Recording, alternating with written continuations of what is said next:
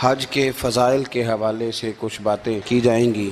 اس کا بیان کرنے کا مقصد یہ ہے کہ حج اگرچہ اس شخص پر فرض ہے جس کو اللہ تبارک و تعالی استطاعت عطا فرمائے، جس کو اللہ تعالی اس رستے کا موقع دے،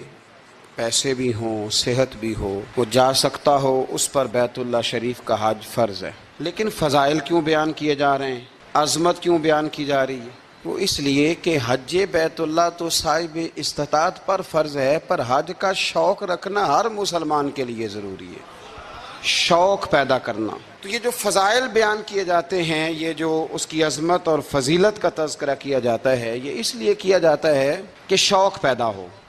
نبی کریم رؤوف الرحیم صلی اللہ علیہ وسلم نے فرمایا، اللہ تعالیٰ کچھ لوگوں کو قیامت کے دن فرمائے گا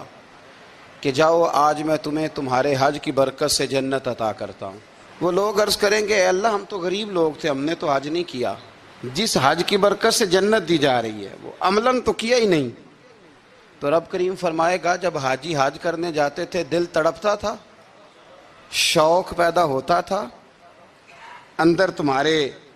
دلچسپی رہتی تھی، وجود انگڑائیاں لیتا تھا، دل کرتا تھا،